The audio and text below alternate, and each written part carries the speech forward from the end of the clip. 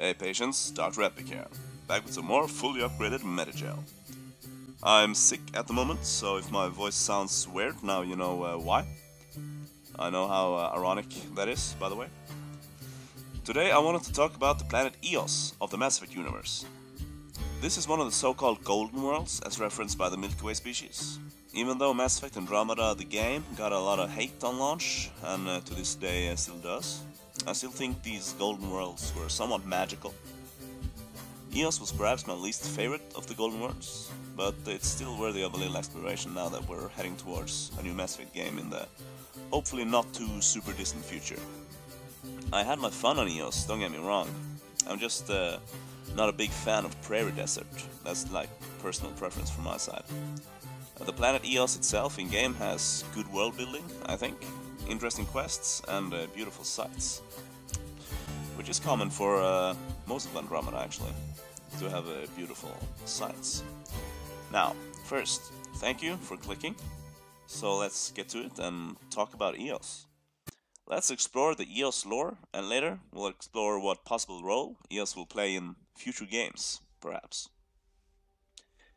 Eos is the second planet from its sun in the Pythia system of the Helios cluster, orbiting a comfortable 1.3 astronomical units from its host star. Eos also rocks a comfortable surface temperature of 19 degrees Celsius or 66.2 degrees Fahrenheit. This is equivalent to a comfortably warm spring or summer day. I actually tried calculating Eos's gravity, but I didn't find enough credible values to get useful results. Here's a formula if you want to try. I don't even know if it's the right one, to be honest. I only had basic physics in school. Eos rotates around its star once every 1.6 years, meaning that Leonardo DiCaprio would have been dating an 11-year-old at this planet. At least she's out of kindergarten on this world, I guess. Eos is a planet rich in hard natural resources. With that I mean stuff like gas, vanadium, iron, graphite, and aluminum. It's pronounced aluminium. It has, however, always been somewhat arid and a dry planet, though habitable by people willing to brave the dryness and the harder to exploit soil. This is why the Andromeda Initiative sought to inhabit this planet, as they consist of many of the Milky Way's bravest, not afraid of a little dryness. This might explain also why the Angara never really colonized Eos in any noteworthy capacity, that is. The planet's name Eos was actually given to it by the human initiative leader, G.N. Garson, meaning dawn, in reference to the Greek goddess Eos, and to the fact that this is a new dawn for the Milky Way colonists. The ancient species of Jardan have certainly visited Eos at one point, as evidenced by their massive, breathtaking monuments and technologies above and below ground. These structures are as mysterious as the Jardan themselves and their unexplained departure. At one point in its history, Eos was hit and affected by the Scourge event, disrupting the planet's climate and the local Jardan megatechnology. The toxic Scourge brought with it dangerous amounts of radioactive elements and radiation. This was a dramatic impact on the planetary ecosystems, and devastating to organics still to this day.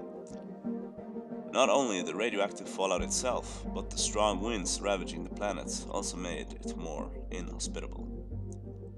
When the first wave of colonists from the Milky Way arrived, this was the shocking new sight they met.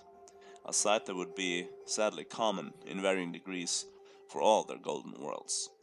Not only was the planet way more environmentally hostile than anticipated, soon the colonists would face armed conflict with the intelligent and hostile empire known as the Ket. The initial colonists had attempted twice to colonize Eos, both times ending in catastrophic failure. Eos was a desolate, arid, radioactive planet filled with dangerous fauna, hostile exiled colonists, as well as the dreaded Ket patrols. Once the Hyperion Ark arrived in Milky Way's main base of colonization operations, known as the Space Station Nexus, the Pathfinder team aboard began immediate plans to attempt a third, hopefully successful, colonization of Eos. Despite the radiation, Ket and dangerous Jardan's remnant automatic defenses and drones, the Pathfinder managed to discover and activate what's now known as the underground Eos Vault, an old Jardan technological marvel, capable of altering the entire planet's ecosphere. Soon the atmosphere would decrease in radioactivity and become gradually more hospitable.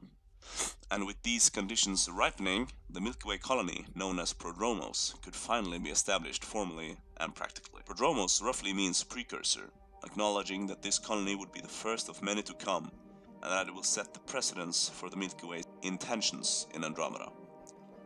Due to its special and unique history, Eos's surface is home to many mysteries, ranging from abandoned and decommissioned initiative outposts, exiled bands trying their luck to exploit the planet's natural resources, to Ket investigating the awe-inspiring remnant remains, as well as harassing Milky Way colonists. Eos is also home to breathtaking natural vistas and wonderful nature, such as massive caves, wide plains, and impressive mountains. As for other notable incidents, Eos was also the site of the Andromeda Galaxy's first recorded attempted murder by a Milky Way species. The Turian, known as Nilken Rensis, had attempted to kill his ranking colonization officer Reynolds when they were caught in a particularly dicey situation on the surface. Reynolds had ordered Nilken and the other to orchestrate a counteroffensive against some Ket forces that had just recently ambushed them and killed their assigned team leader in the process. A sandstorm was engulfing the crew, and Nilken, fearing for his safety and disagreeing with the counterattack orders to a point of passion, shot at Reynolds with the intent to kill. In reality, a Ket round would be the death of Reynolds, though Nilken himself thinking it was he who killed Reynolds. The scan picked up 2 shots. One, a standard initiative rifle report, which missed. The other from behind, a Ket pulse weapon. So Nilken didn't shoot Reynolds. He's innocent. Seems clear to me. Good work. Pathfinder, there is also an audio recording. Go ahead and play it. No! Where's Nilken? Sorry, old friend. Had to do it. I'm not dying on this rock. That sounds like... Confirming. Voice identified as suspect Nilken. So he did not kill the chief. But he meant to. Need another chat with the man. Now, if anybody studies criminal law, please feel free to make a guess at how this would affect Nilken's trial, so I would know what to endorse when I play through this the next time. It was on Eos that the Primus of the Ket revealed to the Pathfinder team that they would like to undermine the Archon's efforts alongside them in Helios. The Primus, being the Archon's second-in-command, feared that the Archon might seek to use the remnant technology against the larger Ket interests. As for the role of Eos in future games, we'll just have to wait and see. As home to Prodromos and the first Milky Way colony in Andromeda, it has a unique cultural significance. It is a resource-rich planet, which makes it interesting to both the Milky Way and Andromedan species. With Meridian secured, the Initiative has secured itself a much safer and more habitable world to inhabit. So Eos might be left in the wakewater of the Milky Way colonization efforts, much like Mars was when the humans discovered Demeter, Terra Nova, and Eden Prime, etc. I hope to see consequences from choosing its focus, be that military or scientific. Maybe a military-focused planet will make diplomacy more difficult in the future games, but also at the same time save a bunch of lives upon an attack, maybe. A lot of focus went to Eos in the main story, at least initially, in Mass Effect Andromeda, so I think that Eos will play some sort of noteworthy role in the next game. I'm really excited to see the future of Prodromos, Bradley, and the other inhabitants of this radioactive wasteland. Other than that, I don't think there's too much to speculate on, as I can recall right now. So I think this is it for our little visit to the radioactive Eos. Thank you for watching. This is Dr. Epic, signing out. Subscribe for more iodine pills.